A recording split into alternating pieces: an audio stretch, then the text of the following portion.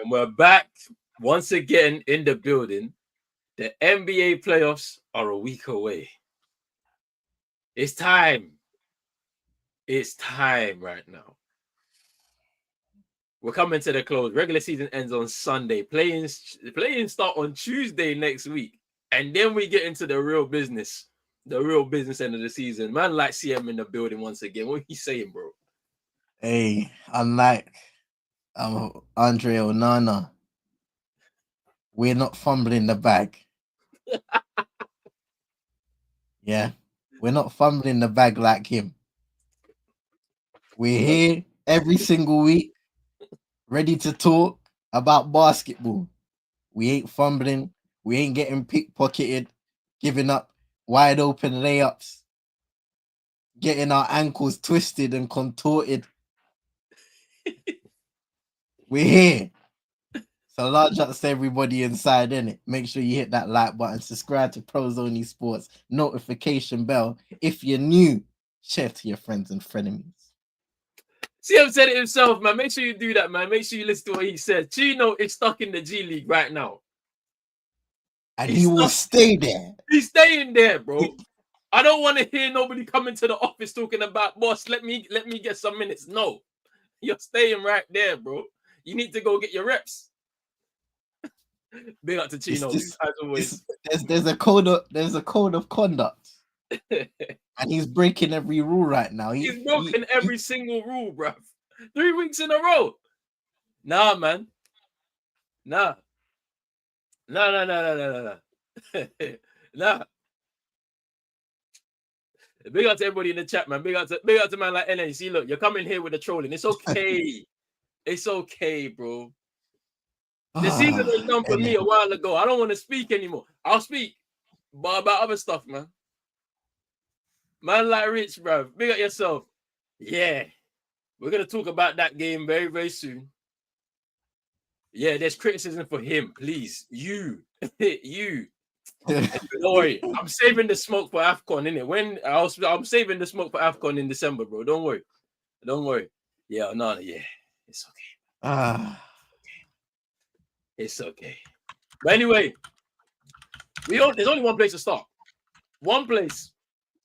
Indeed. Denver. Michael Malone, 10 years as the coach of the Denver Nuggets, champion in 2023. We get the news breaking.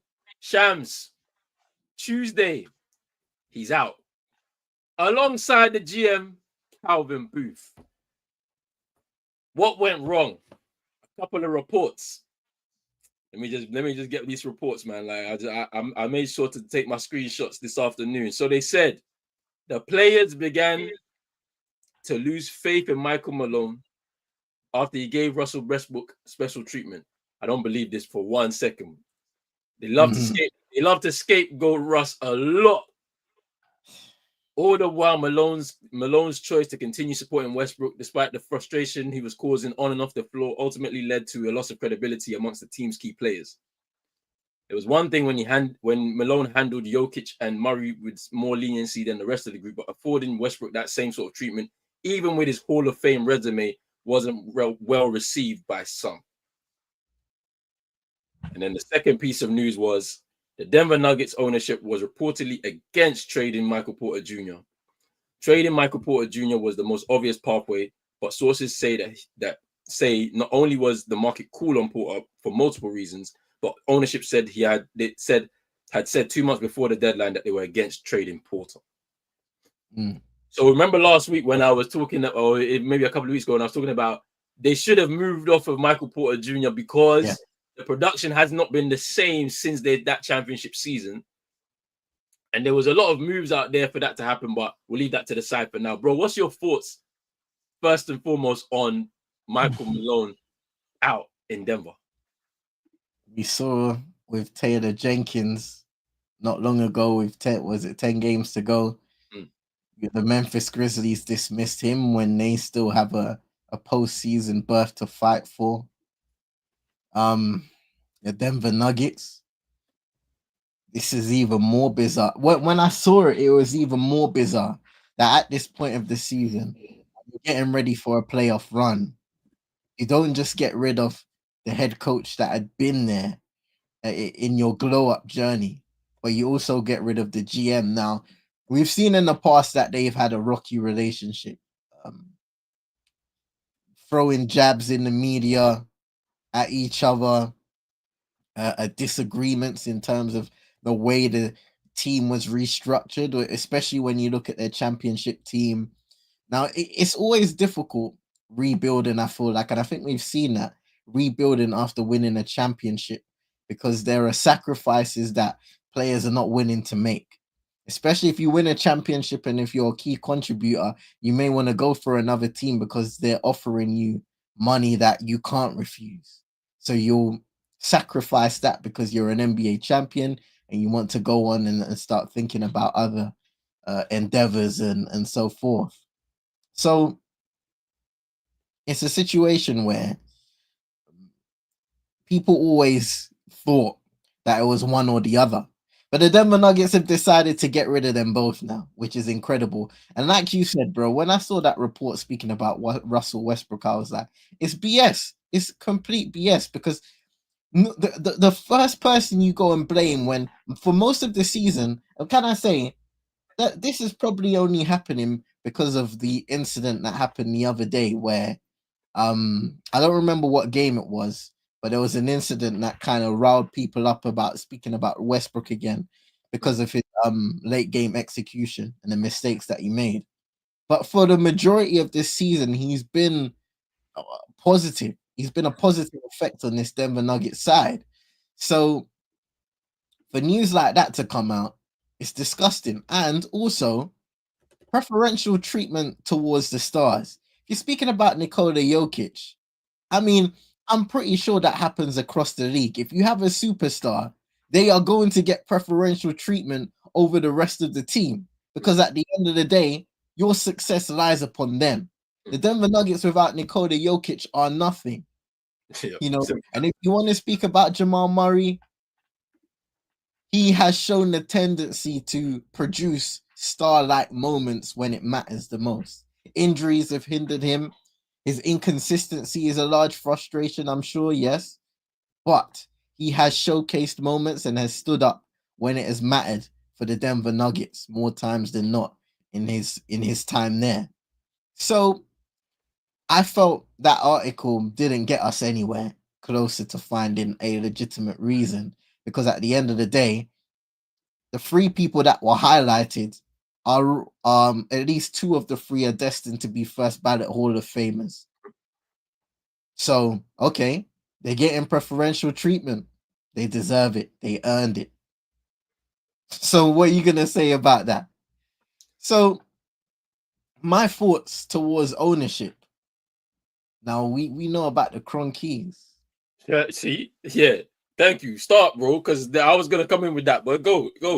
We know about the Cronkies and the way that they've managed other teams. And I'm looking at them. And if you want to bring up Arsenal, if you want to bring up the what's the football team that they own? The Was it then MLS? They have an MLS team, isn't it? Right. no, the American Oh, the football American team. football team. Is it the Rams? Yes, the The LA LA Rams. Rams? Yeah. Like if you speak to the fans of each of those franchises, you'll understand the frustrations behind their methods of ownership.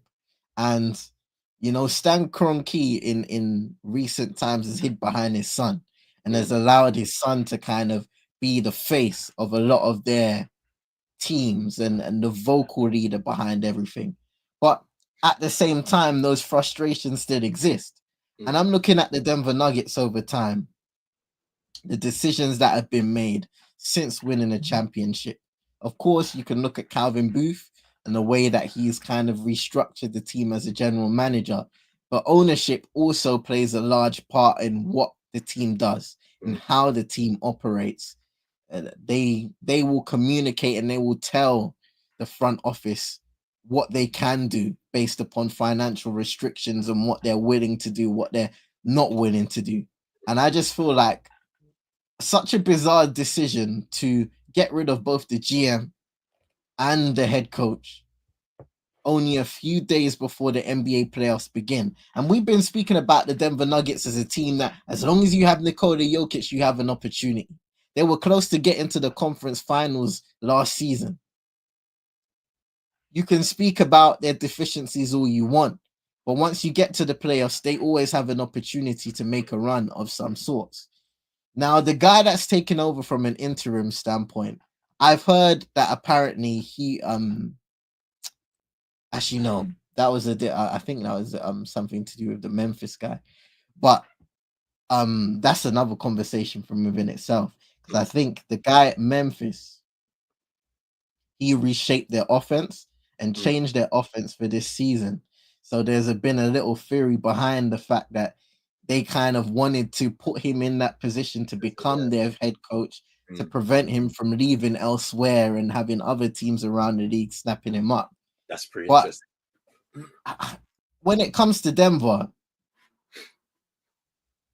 how do you move forward, and what is the plan? Because you've made a bold decision now, and it's up to ownership to make it right. You know, we've said a lot about the Dallas Mavericks. Nico Harrison. We're talking about them again. Let's not forget. Nico Harrison. We ain't finished with him, bro. Nico. There's more cooking to happen, bro. We've said a lot about the Dallas Mavericks, but the Denver Nuggets, they've had their issues of their own. And once again, we speak about the restructuring of the team and how they've failed, quite frankly, to maintain a strong enough squad in terms of depth and strength, which closely resembled their championship team. Calvin Booth, even though in the past there were examples of him drafting well, making trades that were positive enough to put them in a position to compete for a championship, I believe their excuse for making a change now was they wanted to make sure that they're in a position to win a championship this year. How do you get closer to that? By getting rid of a head coach and a GM? Can you tell me now? That don't even make sense. What are we talking about, bro? Look, okay, so it's like this. For me, the issue is the timing. Big up to Jez in here, though. Man says, thunder up. Hey. June. I want to see you, man, in June, bro. Get there. I'm waiting for it. We leave it there. All right. But let's get back to this, right? So Denver, like, the timing of this is strange to me, right? 4 games to go before the end of the regular season, and you get him out. He's been there for 10 years. Now, I saw some stuff on ESPN where they were like, there was a bit of a tension between the GM and Michael Malone, because the GM wanted him to play some of the younger players that they had drafted, the Julian Strawvers. You know, I mean, Peyton Watson's been able to make it a spot of himself in the team, and then you've got Christian Brown as well, who's also made a spot for himself in the team, right? Michael Malone tends to lean more on his veteran players. The financial restrictions from the CBA that was agreed meant that KCP couldn't get paid, right? And let's go back to their championship winning season. The very crucial player that they had coming off the bench was Bruce Brown, right? Who they also couldn't pay. He went and got himself some money at the Pacers, eventually ended up in Toronto, I believe it is now, right? So when you look at all of these types of things in a collection, right, it's like we are once again seeing a coach dying by some decisions that he's made and not even having credit in the bank, right? Because mind you, they're not that bad. Like the way that ESPN have tried to frame it is like, because they have some issues in terms of tiebreakers, that if results go some way, they could end up 7th or something like that. But I don't think that's going to happen. You've got Nikola Jokic. They're gearing up for another playoff run, right? There has been some thoughts about the defensive effort from the team. When I've watched them in games this year, they don't look as engaged as what I saw in their championship winning season. Last season, when they were the defending champions, right, you could see how badly they suffered a hangover after winning that championship. You could see it. It was night and day. And it seems to have carried on to this season. And the team obviously has been weakened. And we mentioned this before. We was like, they don't have the same level of depth anymore. So if you draft players young and you're trying to develop them, how does that work with the timeline of a Nikola Jokic, a Jamal Murray, and Aaron Gordon? How did that match up? But then we look at some of these veteran players and we're saying to ourselves, Aaron Gordon, MPJ, they have not performed at the level that they did. And you could even throw Jamal Murray in there a little bit. More last season than this season, to be fair. You could throw them into that mix and say they have not been at the same level as Nikola Jokic. And that is a core group that won them a championship. And we can't be speaking about depth players because you can replace a depth player. Like one player comes out, a role player comes out and he does one thing, and another, you can switch him in with another one who does another thing that helps your team. But those core players, out of all of them, Nikola Jokic has been the only constant high performer. I don't like the fact that whenever the players don't perform, the coach is gone. This is now the fourth manager of the last 6 that has been fired as a coach. No. Coach that were the champion. They were a champion. We're talking about Coach Bud, Frank Vogel, Nick Nurse, and now Michael Malone. Now who's left? That's won a championship. There's Joe Mazzulla and Steve Kerr. That's it. Out of the current crop. You know what's interesting, right? I just scanned through an article on The Athletic, and it spoke about the war of Calvin Booth and Michael Malone, and how throughout the years there were attempts from ownership, Josh Kroenke, to repair their relationship. And, you know, those jabs continued, the disagreements continued. And they're putting in quotes from sources saying that everybody felt the weight of their issues. However bad it was, people were saying that it's really bad. And it's ended up to the point where they've made a decision. But even then, if you had to get rid of them both to protect what you have in Nikola Jokic and what you potentially have for the rest of his prime and so forth, and protecting the harmony of the team internally, did you have to do it at this moment? You could have waited. I literally said this, like, you could have just waited. Just let the playoffs go out the way they need to go, right? And then make your change then. Me, I was thinking it's strange, right? Because you can't fire the head coach and the GM at the same time. Like, because for me, it's like, okay, so what's the succession plan? Like, what have you got in mind? In my head, the Cronkies look like they want to sell the team and let the next person come in and deal with it. Like, that's how it looks to me. It's a kamikaze situation. Like, you're blowing everything up before the most important moment of the season arrives. So, and then you put an interim in charge, because it's even with that.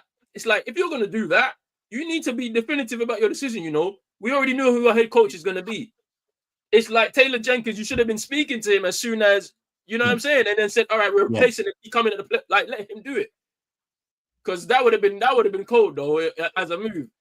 You go get yourself Taylor Jenkins before now you can play Memphis first, second round. Like, it could have been a cold move. I don't know, but like, I'm looking at it and I'm saying to myself, so the ownership have to have made the decisions right now. So you're basically saying that this playoff run is going to be a throwaway for yourselves, right? But it's never a throwaway when you got the best player in the world. Yeah, you know what I'm saying? Like, because you'll be wasting his time, honestly. And it's like Coach Malone and Jokic had a good relationship. And now what's going to happen, though? Because then the rumors will start.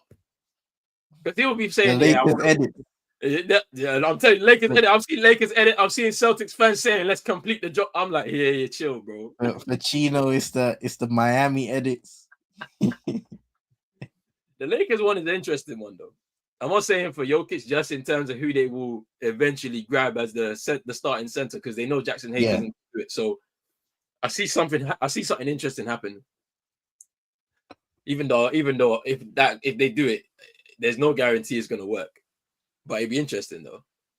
I'll talk about it when we talk on this Lakers segment. But like, I think last word on this is just like this is a crazy situation for Denver.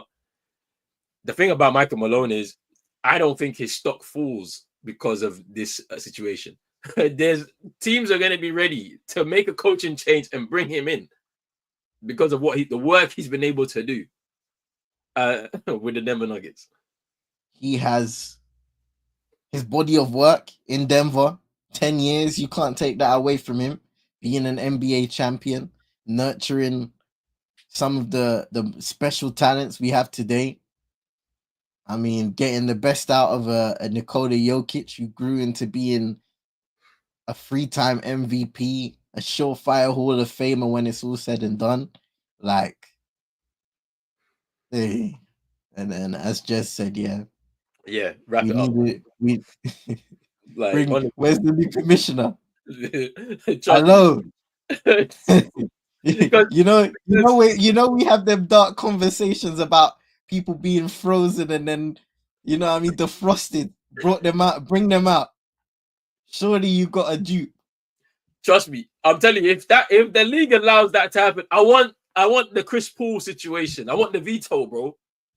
Nah, you're staying here, bro. You're not going there. Like, it's not happening. Because mark my words, if something like the Luka Doncic trade, if somebody tries to pull that off ever again and it gets cleared, this league is getting put into question.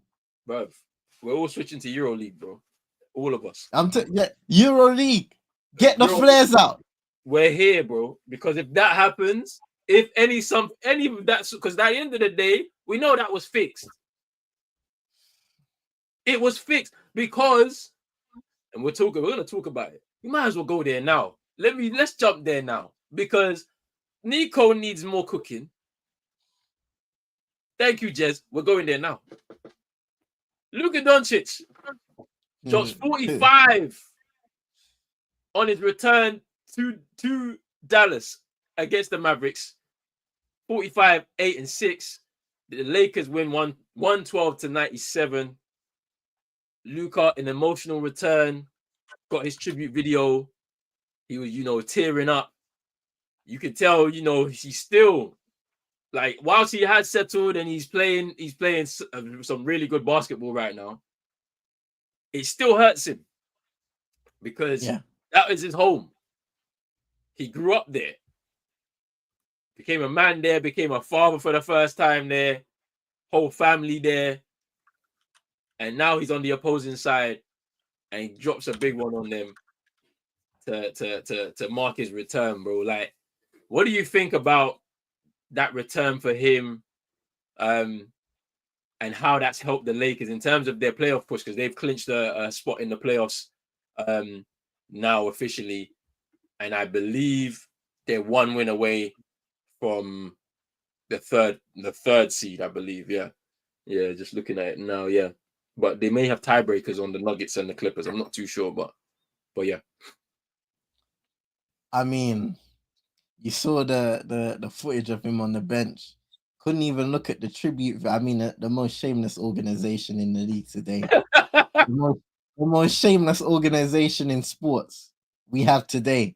And trust me, there are a lot of shameless ones.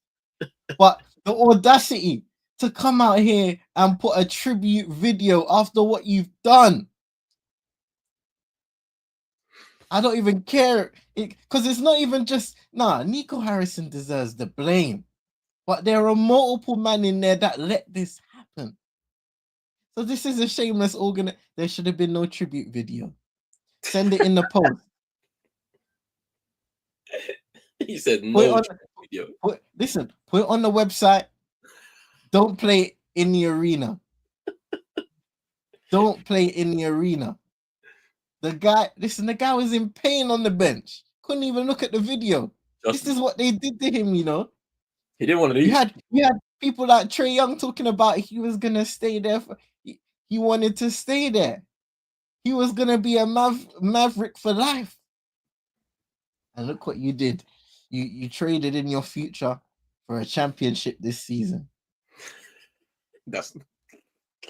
Hey, there's no championship. There's no championship. There's So playing outs. You're gone. First round. congratulations, innit? Congratulations to them because you've got Luka Doncic, who, even though he's having a few shooting struggles with the Lakers and so forth, he'll eventually work it out. He will eventually work it out, whether it's in the LA shirt or elsewhere. But right now, regardless, we're seeing those great moments and we're seeing those flashes of who Luka Doncic can be. And I think for the Lakers, as they approach playoff time, it is integral for them to empower him. LeBron James will continue to do that, empower Luka Doncic to be the best version of himself and to play freely. That's where they will find a lot of their success.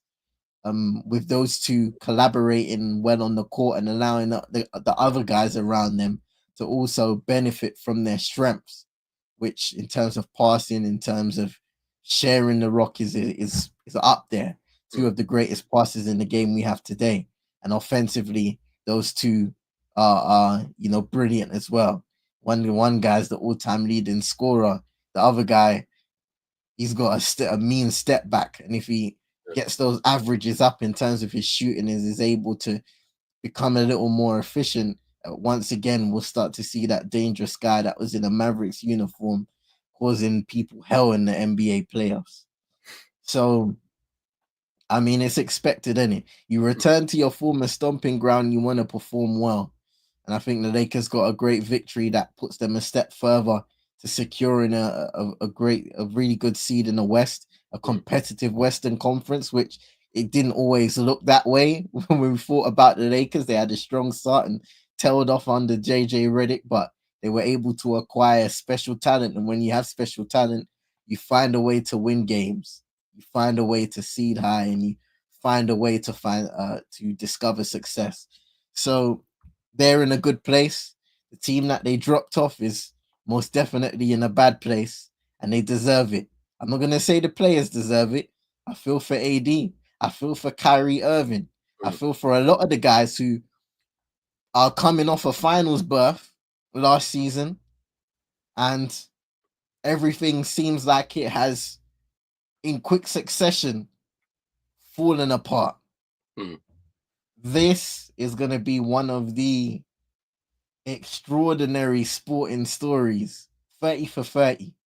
In fact, forget even 30 for 30. Make it 10 for 10, bro. Because this story is going to be short and not sweet. Short and bitter. We just need 10 minutes. We don't need 20. We don't need 30. We just need to tell the story of how Nico ruined it all. Denver fired Calvin Booth. The ownership in Dallas, what are you doing? The fans in the stadium, fire Nico. Even yesterday, bro, I was watching the game. Even yesterday, fire Nico. Bro, they were cheering. They were cheering every time Luka got the ball. I'm telling you. So when you see that, right, from your ownership perspective and your justification for getting rid of your premier talent, how are you going to come back from this? You paid There's Clay. no coming back. You paid Clay this money. We all know that he's been washed for 2 years. We've been seeing it. The only thing the man can do is this. That's all. But when we tell him, go and shoot your threes and hit your threes, it's not as efficient as it used to be. Big up to AD, though, right? Because at the end of the day, we're not going to act like he's not top 5 center in the, maybe even top 5 player in the league. We can't argue. Top 10, right? His injury problems are what they are at this point. And what he needs to be able to do at this point of his career is to make sure he minimizes injury as much as possible. Kyrie Irving, shout out to him. Very, very unlucky because he was playing some of the best basketball that we've probably seen him play in Dallas because he had the freedom to be the number one guy, the number one ball handler. But shout out to him also being able to make it work with Luka Doncic, though. Because last year, after the first season when they kind of was together and they kind of tailed off and just dropped right out of the playoff picture, they looked like they wanted to tank a little bit, and they was able to pick up Derek Lively in the draft. and then last season to go on to a championship run, you got to shout him out because he showed his ability to, kind of subtract away from his skill set and his talent to give it all into the hands of Luka Doncic and help and give him the leadership role. And they fell short. Fair enough. At the end of the day, there's nothing this team is going to be able to. I mean, their talent is going to help them for sure, but this decision is going to continually haunt them until they win something, and I don't think they will. But let's move to the Lakers. No, go on, bro. You're going to say something? No. I was just thinking of. You're thinking of a point. The Lakers. Now, I've said this. If we're talking about the West, OKC, they're there.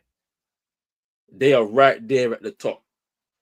But there are two teams, and it was two teams, but now it's because of what they've done in Denver now. I don't even know what they look like anymore, because I don't know how an interim is going to get this team, who are apparently in disarray and disharmony because of preferential treatment, are going to go and run for a championship or even for a Western Conference Finals.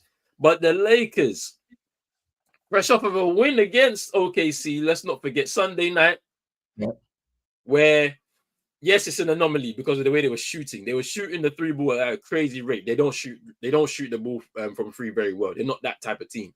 So they're going to have to figure out a different way to win, because OKC are going to help. They've looked at that game. They probably watched that film and said, next time that they even try and do that, let's not even give them that authority to shoot from three. Let's run them off the 3-point line. Let's see if they can beat us on the inside. But the Lakers are dangerous because of the LeBron James and Luka Doncic factor. And that's even and then because of the fact that Vanderbilt has come back from injury, Dorian Finney-Smith, has settled into his role in the team.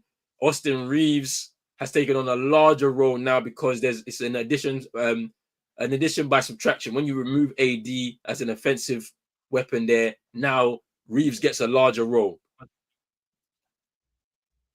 I wonder if they feel very comfortable in their position in the third seed, no matter who they face in that first round, to get to a Western Conference Finals and get to that place again where they could potentially face the OKC Thunder and push themselves to a championship.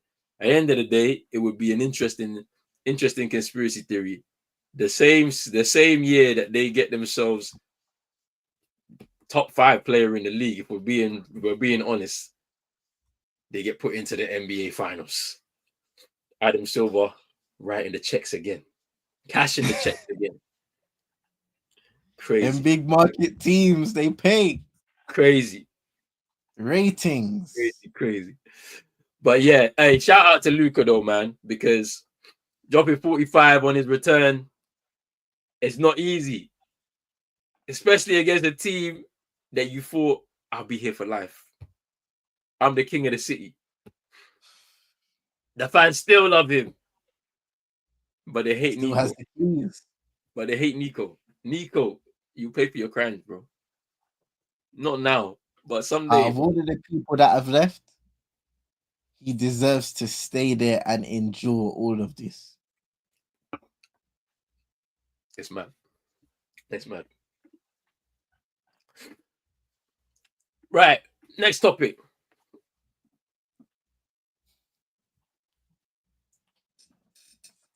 Morant fined $75,000 for his gun gesture that he did a couple of weeks ago, or maybe it's last week, against the Golden State Warriors. Obviously, last week we were talking about him being investigated by the NBA. We touched on it a bit. I don't remember if it was an actual topic, but we touched on it. And we were saying it's a bit, it's a bit funny from the league because we see players do the gun gestures and all of this type of taunting and all that stuff. At the same time, Buddy Hield was doing it to him, so he was responding.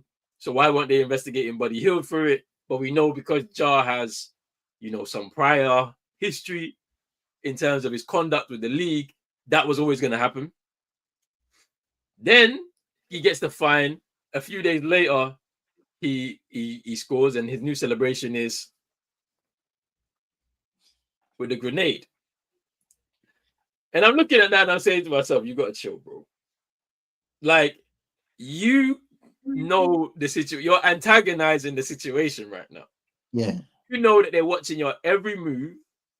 And whilst, yeah, you're not out here with the real guns, we don't know, but you're not showcasing that anymore, right? You're on the court and you're still doing the nonsense. And they're taking money from you, bro. So, like, what is happening with this guy? Why is he not learning? What is he on? Like, I'm I just looked at the grenade celebration, and this is why he's thrown it into the crowd. He's thrown the grenade into the crowd. I mean, it's a war, isn't it? He's nah, no pun intended.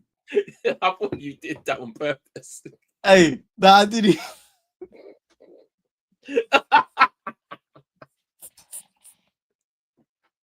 He's going to war against the league. That's crazy. I believe Joe Dumas works in one of those like figures in the NBA where he's in a war, embroiled in a war with them, because we spoke in the group chat, right? So John Morant, yes, he has all of this history behind him, but there are certain guys in the league that have committed crimes far worse than just pointing a gun at somebody. Worse. And they've been allowed to re-enter the league. Like nothing happened. I'm not even gonna say names. Wait, But there was somebody we spoke about in this podcast alone wearing purple and gold. There's somebody in the city of balaclavas. I'm just saying. So 37 days and 37 nights, innit? I mean, there's certain guys that have committed some heinous acts of crime, and they've been allowed to just wriggle their way back into the league and play. And I mean, Ja Morant, while he did get in trouble, while he may be creating more trouble for himself, you have to look at the fine and say, you know what? I would like to go back on the history of fines here in this league. And I mean serious fines. We're not talking about, foolishness celebrations and all of this stuff. And see how this compares. And perhaps maybe I should have done this before, because I saw somebody speaking about it on Twitter, but you just never know. But it's like, how does the league come to these decisions, right? Because we speak about the Buddy Hield situation. I felt like they only started to like kind of investigate his side of things because they wanted to cover up the fact that there was a clear bias towards John Morant. And fair enough. We've spoken about Draymond Green in the past, right? And the things that he's done, choking out Rudy Gobert. You know what I mean? Punching that. Like, so sometimes the things you do follow you. Trust. Simply put, the things you do follow you. It gets you treated a certain way. So I think John Morant has to play the game smart here, man. Because nobody wants to lose money. Nobody wants to give up hard-earned money. So what you do is you play the game. You don't allow the anger and the frustration to get to you. You don't retaliate with childish acts of rebellion. You play the game. You get your money, you win games, and you make yourself undeniable. The same sort of undeniable that he was a few seasons ago when the Memphis Grizzlies and Ja Morant were the hottest thing on the block. You get yourself back into that position, because as quick as you got into that position, you can also go into obscurity real quick too. Look at Zion Williamson. Trust me. Same draft class. Even though he can play well all he wants, but he's got a stigma attached to him now.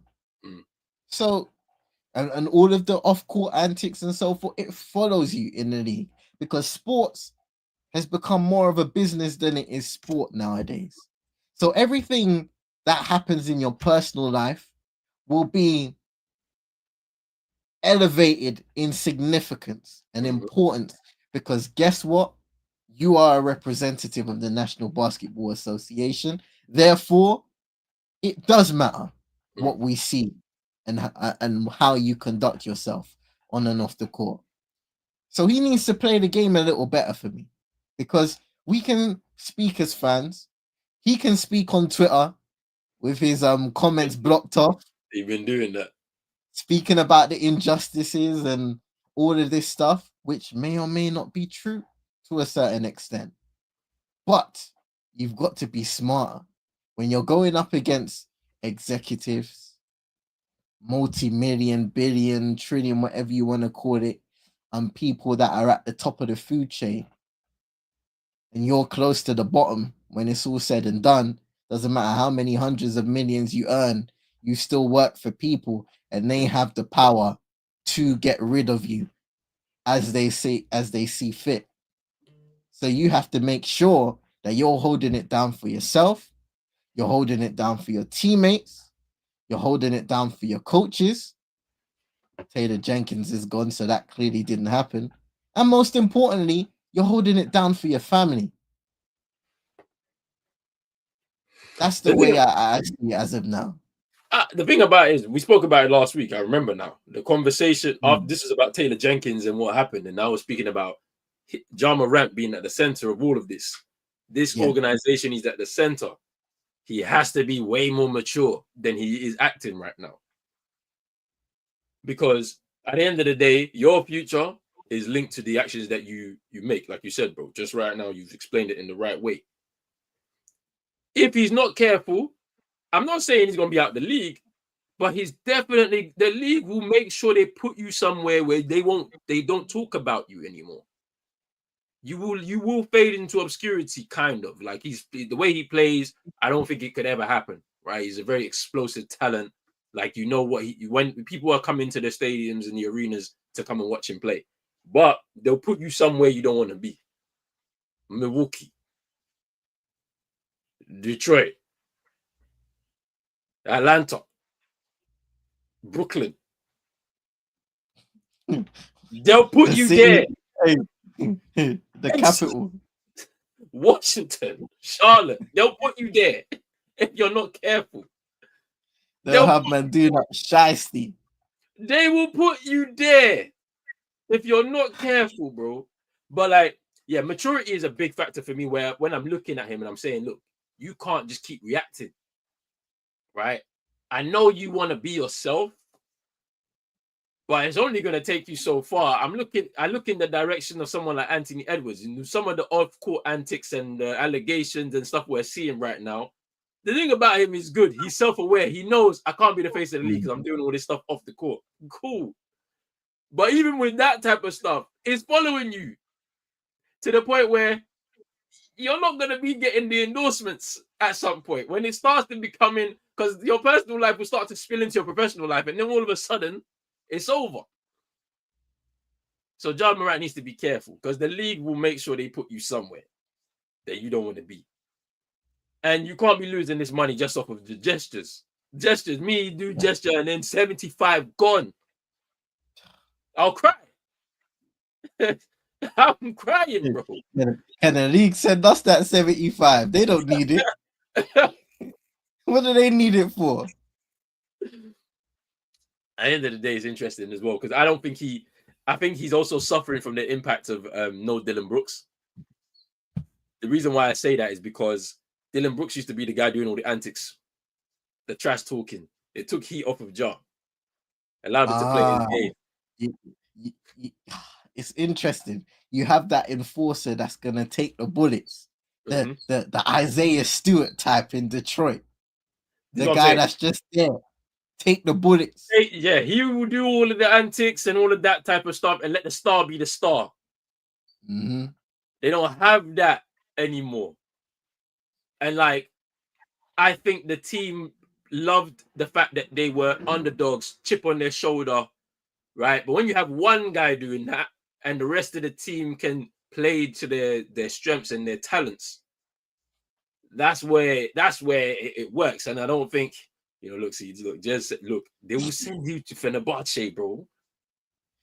Hey, you're gonna have to handle the atmosphere.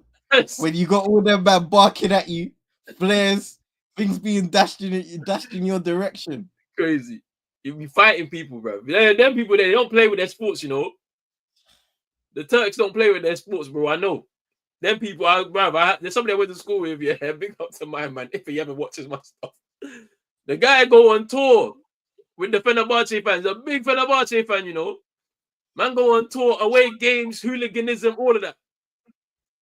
Big up to my man. Hey, I ain't gonna bait you out, but big up to my man. Hey, shout out to you, innit? Hey, you be a Fenerbahce, bro. He will send you there, bro. But they'll do it to him, bro. Like if he's not careful, he'll be somewhere he doesn't want to be. And they're even talking about they want to blow it up anyway with the Grizzlies. Because if it go out first round, that conversations are going to be had.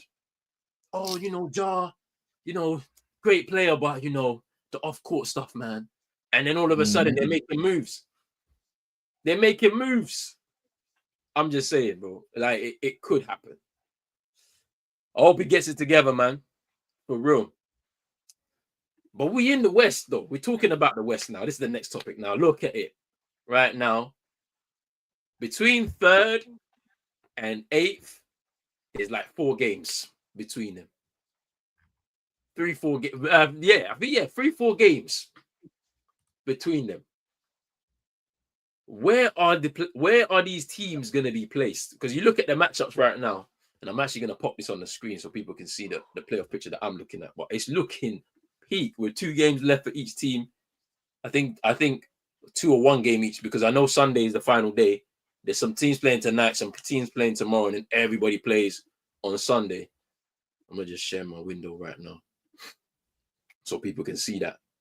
But here we are, man. And we're speaking specifically about the West because the East has been pretty locked in for quite some time. So obviously the Thunder, no one's catching them. They've secured that number 1 seed a long time ago. The Rockets, I believe, have also secured the number 2 seed at this point.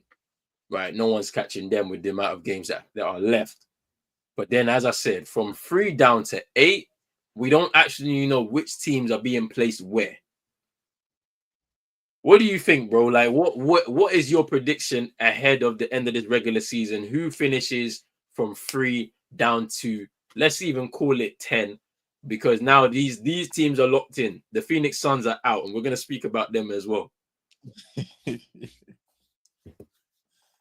It's difficult, It's difficult because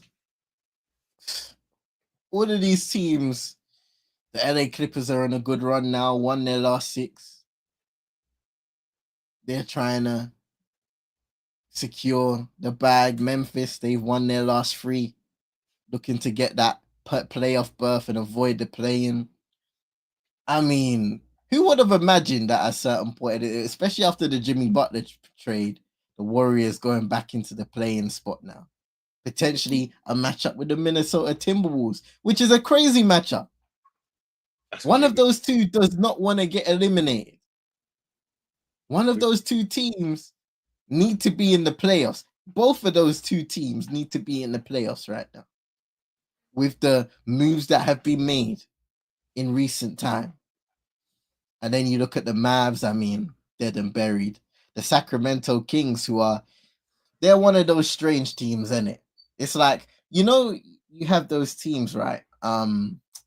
I remember the Washington Wizards with John Wall and Bradley Beal back in the days.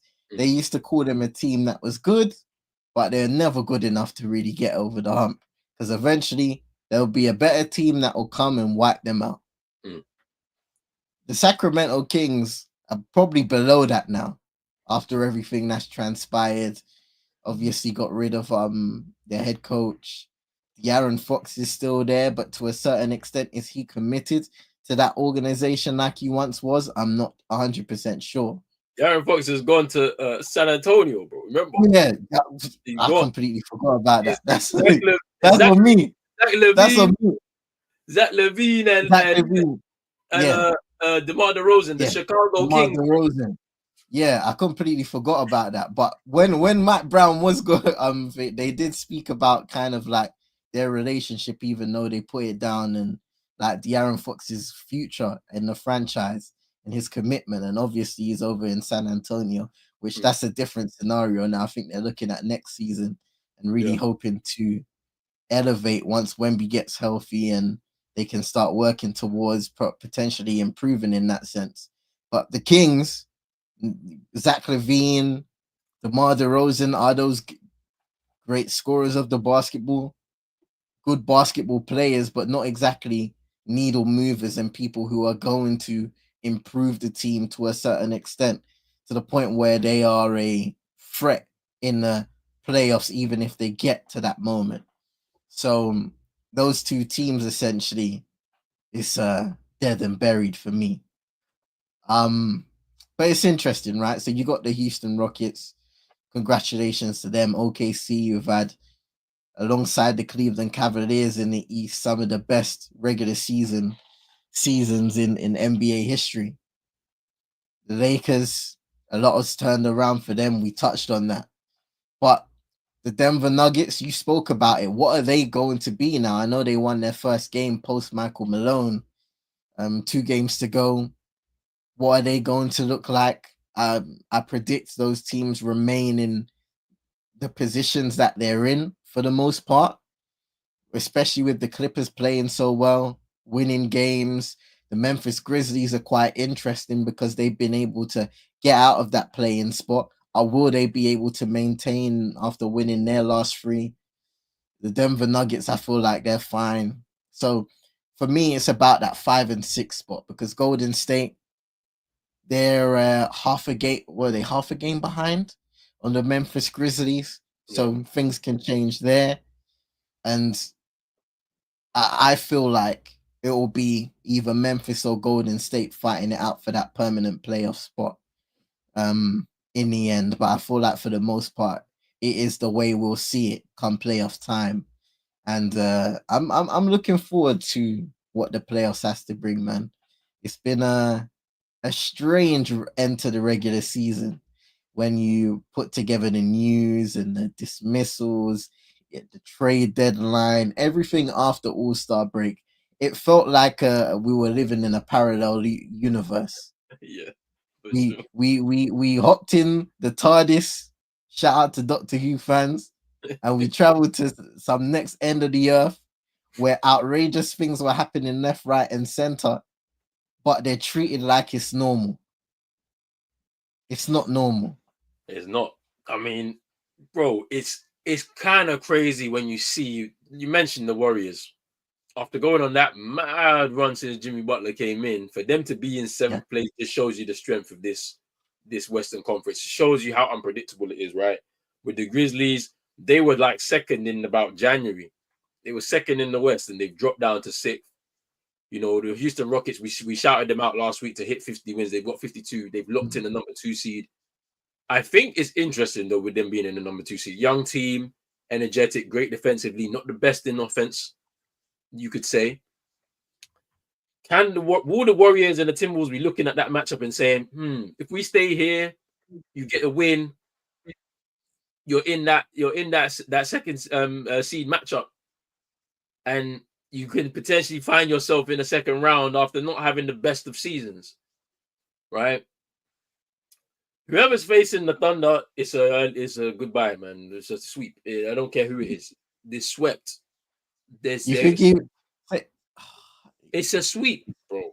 It's a sweep or gentleman's sweep. They're not. You're gonna get one game maybe, but like it's a sweep. Do you think if, for example, right, the Timberwolves win against Golden State and they become the 7th seed, and the Warriors go over the winner of the Mm, Kings Mavericks, is there something interesting in a Golden State versus OKC matchup?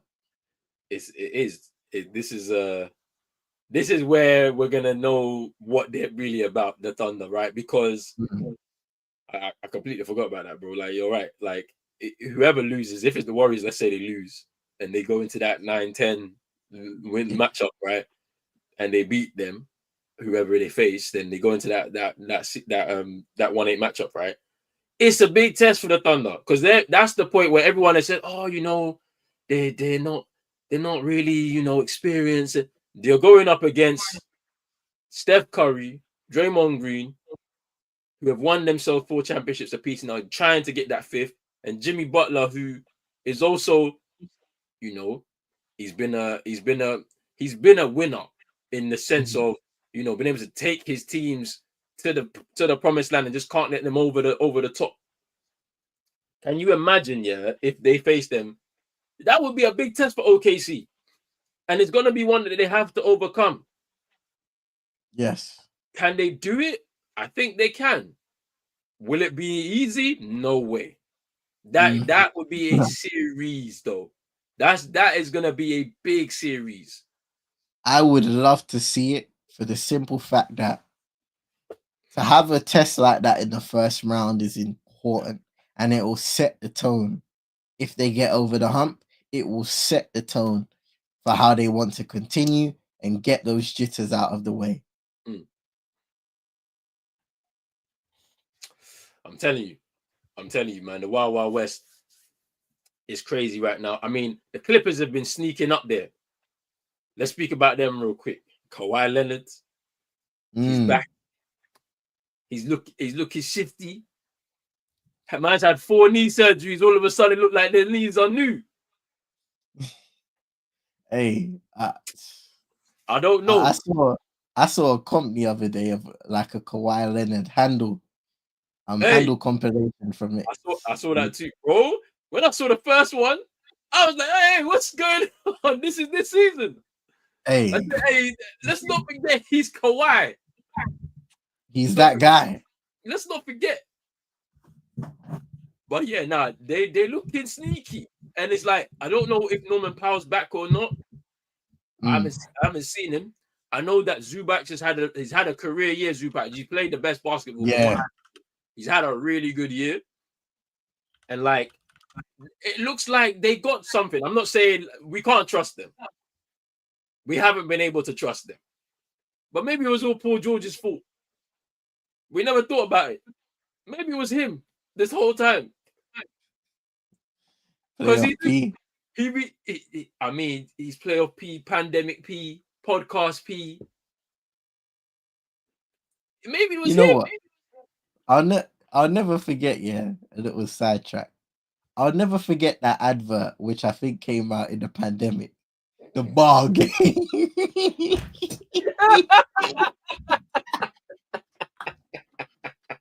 And they ended in the clip of man hitting the side of the backboard. I'm crying, bro. Oh, no. Yo. Nah, why did it have to be this way, Paul, man? Nah. Big up Riri in here. Shout out. Not blame it. Yeah, we're playing. It's his fault. You saw what's happening. You know what's happening right now. Philadelphia out. It's because of him. He came here and the energy shifted. He left here and the energy shifted. He's got to go and get a sermon or something like that, because the energy, that's the aura. Everybody wants to speak about aura.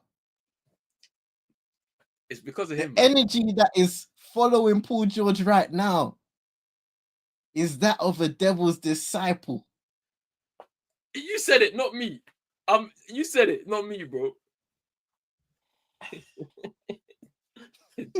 I mean, the injuries is part of it, but pandemic P brought 2020 to 2025 to the Philadelphia 76ers. This is why they are where they are. And the Clippers has been lifted. Just saying, eventually we have to prove ourselves. There's going to be some big convos, either good or bad, depending on how the playoffs goes. The thing about it is that I don't think, you can say, I mean, barring a first round exit, right? Barring a first round exit, you can't say, oh, it's been a bad season, isn't it? As long as, however you exit, you go out on your shield, like where you fought, then we can say that. I mean, the Cavs are talking. I want them to talk. You see, look, and the thing that annoys me the most is that you know what I actually want from that series. Yeah, I want the Magic to lose so that they can face them first round. I want it. Yeah. Because it went to 7 in the first round last year. So they can get punched in the mouth in the first round and then, oh, okay, now the season's over. You're in Cancun, bro. That's what I want for the Cavaliers. I don't care. We say you're praying on their downfall, yeah? Yes, man. They've been talking. But it's okay, man. It's okay. But listen, maybe the lights are turned off now. The lights is off, bro. They broke the chandeliers, bro. Listen, it's either this, the lights are on and they're blinded, or they went to sleep and they're sleeping in the dark, bro. There's no in between. That's hilarious. Praise, you know what? In all seriousness, I hope the Cavs do something in these playoffs. They need it. They need to, because you can't come off a 60-game, a 60-winning season, 60-game winning season, and go out. Hey.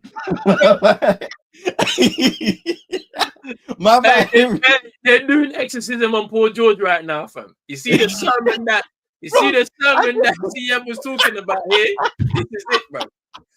I don't know what prayers you did just now for Paul George, but that's what happened. The exorcism, bro. I didn't even click that. It just played by. Hold on. No. I don't know what you did. But PG. Pandemic P. Listen, I take back what I said about Paul George, bro. I'm sorry. Let me burn the incense. I'm sorry. With Kyrie, fam, just give me some sage. I need sage. Nah, not like this. That was a wild time, bro. You reminded me of Kyrie coming into the TD Garden doing this. That was a wild time, bro. I was on the court like this, you know. That was a wild time, bro. Like, how you walk into the arena, sage in your hands, doing this, bro? Like, I was like, you're crazy, bro. Mate, that is hilarious, bro. I don't even know what I was saying. Let's move on. Last topic in it. Our bonus topic. Carmelo Anthony, Hall of Famer. Congratulations to an NBA legend. Last week got confirmed into the Hall of Fame alongside Dwight Howard and the 2008 Redeem team. So there's three players actually who are still playing right now that were in that team and they've made it to the Hall of Fame, which is crazy to think about, right? Because usually you only get that reward after you play. Obviously, we know the players. You know, there's LeBron James. You know, there's Chris Paul, and there's Steph. Wait, well, no, Steph wasn't there. No. My bad. Steph wasn't there. Sorry, it's two players. It's Chris Paul and it's LeBron James. So, yeah, it's crazy, man. Like, let's talk about Melo, man. It's taken a long time for people to recognize him in this kind of Hall of Fame picture. Like, I don't know why. You know, like some theories that are getting thrown around. You know, they're saying he had to do the good dad act. You know, because obviously his son is getting into the position to be in the league. So they're saying he had to clean up his act a little bit off the court before they could give him this accolade. But regardless of all the conspiracy theories and all of that, I feel like it's well deserved for Carmelo Anthony, a legend in New York for sure. Like, they still love him to this day over there in New York. Obviously didn't get that championship, you know, but sometimes it ain't about the championships, man. It's about what you did in the game. So what's your thoughts on him? What's your thoughts on him, bro, man? Like, of this accolade for him, man. Legendary, man. Legendary player. People are asking me, right? Because I believe are Denver retiring his number, right? Or jersey? I don't know, man, because this the same as Jokic, bro. Who you giving it to? Yeah. But I'm saying exception. Just retire both of their names. It's true. Just retire. Like, come on, man. We don't need to play by the rule book for everything. But at the end of the day, like, legendary player, legendary career. There's so many moments that circulate to this day, especially with the Carmelo Anthony in a New York Knicks jersey. So many moments that continuously circulate around on social media of his, miraculous performances, game winners, buckets, a game, and a pure scorer at that. A guy that could do it from free in the mid range where he done a lot of his damage. Deceptively athletic in his early years as well in the Denver jersey. Like a serious player, a serious scorer, one of the best of his generation, and no doubt about it is a first ballot Hall of Famer. Shout out to Dwight as well. Come a long way. I mean, it seems like much like for Melo, he's had a fight to try and get the respect that I felt like he deserved for his time in Orlando. Obviously, that's where his greatest body of work took place. So shout out to him for making it in the Hall of Fame, first ballot, I believe too. So yeah, I mean, it'll be great to see both of them get their respect. I believe Dwight's getting his jersey, or has he already had his jersey retired? I'm The not Magic sure, uniform. but there was a ceremony for him last week, if I remember correctly. I don't remember what it was for though. I can't remember, but Okay. like they celebrated him. They celebrated him though for sure. Dwight Howard Yeah. in Orlando like last week or something like that. I think it was maybe Yeah. just well done for making Hall of Fame or something. Yeah. Yeah. But yeah, man, Carmelo Anthony, he's had a lot of detractors, especially during his playing career, towards the end of his playing career. We know about the things that have been said about him in regards to his, personality, I guess, on the court, and his traits on the court, especially. But you can't deny greatness. Greatness always finds a way, and like you said, sometimes it isn't about the championship. Some of the greatest players of all time have never won an NBA championship, but their body of work still stands out because of what they were able to do, how they were able to entertain and inspire so many future NBA fans, current NBA fans, and current NBA players, future NBA players. So yeah, congratulations, man. I mean, he's won championships just at international level though. Yeah, yeah. Those gold medals, we can't discount Gold them, man. medals. It's true. It's true. We're speaking championships in the NBA, boom. But internationally, these He's got guys them. have pedigree. He's got them. Like we ain't gonna act like he ain't got himself some championships now, but like and the Syracuse Yeah, championship yeah. as well. Let's not forget about that. Mm-hmm. So it's like he's won. He's won. It's just it's very difficult to find yourself in a situation where all the stars align. That's why not everyone can be a champion at like a certain level. It's just how it is, isn't it? Like unfortunately, but Yeah. it would have been nice for him to potentially have won a championship with alongside LeBron when he was at the Lakers for that little short stint that he was there. But we blame Genie Bus and Rob Pelinka for them ones there. Let's leave that to the side. But yeah, I mean, another thing that about his game that people kind of underrate is the ability to rebound. Though he was a great rebounder of the ball. Like people forget about that aspect when they talk about. Like obviously we know what he is as an offensive weapon, but he was a great rebounder as well. He was somebody that was going to help the team get up the court as quickly as possible. Right? We talk about isolation scoring, one of the best in the game to do it. Just the footwork. You see him doing it in a load of clips, but then you see him teaching his son the footwork as well. Like it's like, yeah, he's just passing them skills down to his son. You can tell he loves the coaching side of the game. I wonder if he'll ever get into it at some point in time. I don't know. I mean, he's doing his podcasting thing right now, but he has a lot to teach the younger generation. So I hope that he gets into his bag a little bit. I don't know how it will work with his time and with whatnot in terms of his personal life and whatnot. And may I say, those are the fundamentals. And I'm not even just speaking in basketball, in sport in general. There's a lack of fundamentals across the board when it comes to future generations coming in. They always want to learn the flashy parts of the game, the parts of the game that are going to get everybody off their seat. But to maintain greatness, to become efficient in multiple areas, if you're an athlete, you need to excel in the fundamentals of the game Mm. before you even understand how to take it to the next level. And I feel like you said, his skill set and his knowledge of the game is something that will greatly work to the advantage of the next generation of players who will listen to him, who will be coached, who will study his game, who will study his footwork, his ability to operate in the post, to score from the mid range. Because in an era where there are teams putting up a lot of 3-point shots, there's still a value in working in the post, Mm. slowing down the game, scoring and freeing up shots for the mid range, getting to the rim. There are ways to play the game of basketball that unfortunately teams are bypassing altogether, or they're ignoring altogether, bypassing, or they're just not excelling at that because they're not good enough. They don't practice it enough. The players aren't skilled enough to execute, to become multi-level scorers like a Carmelo Anthony was. Mm. They weren't skilled enough to operate in big men aren't skilled enough to operate in the post like a Tim Duncan was. Yeah.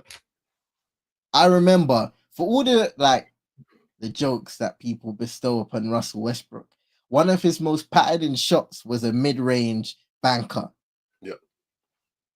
Who do you see doing that on a regular basis nowadays? Nobody really does it, man. Like, it's because we know where the game has changed. Like, we're shooting threes, we're shooting a lot of them. Obviously, there's still respect to the mid-range game. They just those shout out DeMar DeRozan, you know. Yeah. He loves that's it, that's cash money. But yeah, like Carmelo Anthony showed us what he could do in that area of the court, and he kept the game alive to a certain extent. Like you went to the Garden, even in the years when they weren't that good. Obviously, they had a little period, and then there was the insanity era, Yeah. and then it just dropped off.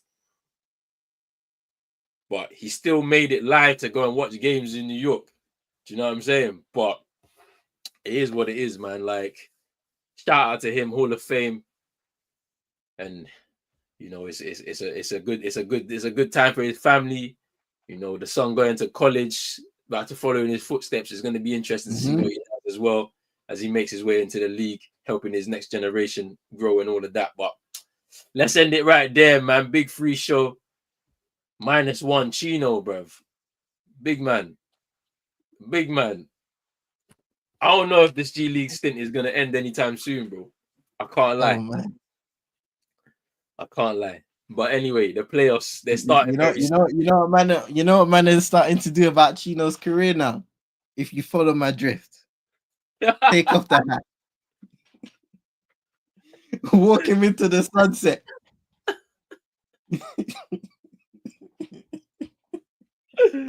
Oh man, that's crazy. Shout out to Chino, man. Shout out Chino, man. Shout out Chino, man, for sure. Playoffs are starting very soon. Play-in starts on Tuesday, so it's gonna be interesting. We're still gonna be doing the show as normal on Thursdays, just kind of rounding up what's happened through the playoffs and whatnot. We'll try and I don't know if I'm gonna be doing what I did last year. I can't. Well, not even last year. Last year I did conference finals only, and then the finals. Cause it's too much, man. It's too much, bro. Like your sleeping is gonna be mashed. Yeah. I mean, Maybe a random weekend where they putting on like a few games or whatever. yeah. Because it's calm, because you can recover. But during the week, it's long. We are Long. and you know what? I just got to a good place when my body clock's waking me up at like 5:45 in the morning, and I appreciate it.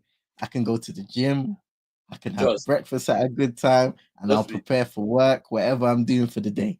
But you Trust. see, when the NBA playoffs forward and you have them Western Conference games, Though there's no temptation for me, fam. They get love though. This time the West gets love, but I'll watch it in the morning, the day after us, bro. yeah. I'm not doing that. Hey, Yes, oh man. Big up Super Nick, better late than never. Part of a very competitive era, talent-wise. Talking about Melo. Let's go Heat. No, put them back where they need to go. I don't care. Just pack them away, fam, because they've been just pestering, man, for the last few years, except for last year where they got sent back in first round. Get them back, man. Ooh. Bring back the Sonics. Yeah. I wonder if that would They'll ever come soon be, back. they'll Seattle, soon be back. They'll soon be back to inherit their history. Let's see. Yeah, nah, we're not doing this. We Hey, are not doing this. morning routine, yeah. We're not doing this. Yeah, I want to go just to hit one playoff. Hey, I want to hit them playoffs one time, man. Just for the that would be lovely. I can't lie. Imagine go to the States for the entire playoffs. You're watching the games at a good time. And then pod afterwards. We just pod afterwards on some let's recap everything. Hey. From like, it's gotta happen. NBA, they gotta do something. We're coming to you, big man. Yeah, Gino, we're coming. Yeah, bro. It's you, bro. Wherever. Because you're East Coast time now. So yeah, we're gonna try and make that happen. At some point, we'll make it happen though. Hey. Morning routines. I'm keeping that secret, bro.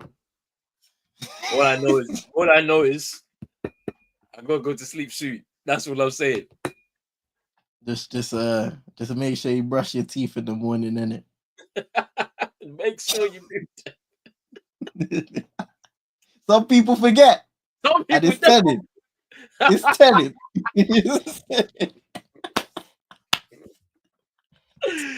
Went to the women's finals last season. Atmosphere was electric. I can imagine. I can't lie, man. When you're in that arena and it's finals time or it's a finals game, FA Cup, this, that, Champions League. If you're in the stadium, you know it's live for sure. For sure. CM, let any people know where they can find you before we get out of here, bro. Oh man. You can find me at CM22ENT on YouTube and Twitch. I'm taking a little break. But yeah, I'll be back at some point. I'm brainstorming of content that I want to do on TikTok actually. Yeah. Short form content. That might even be an even like live streaming content. So I want to do more commentary style watch-alongs and stuff like that. So yeah, I'm brainstorming of ways that I want to do it down the line. So follow me over there. You already know what to do to man like Roland, man. Come on. The large ups, the pros only sports each and every time. You got you still got the reboot coming, right? Yeah. I'm just figuring out what I want to do with it. It'll come back. So them 3 episodes that were on the channel came off the channel. They're coming back on. And then there'll be a new story that's going to come out as well. And I'll try and keep it regular because obviously season's finishing now. So there's a lot of space and room to just kind of get some content dropping. So yeah. And I believe that the episodes was it Neymar, right? Neymar, Lukaku, and Pato? Yeah, Pato. Yeah. So, moving into, we're going to be talking about some clubs, some different situations, some interesting stories that people forgotten about, like that it was there. It was like a moment in time. So I'm trying to get people to get back to that.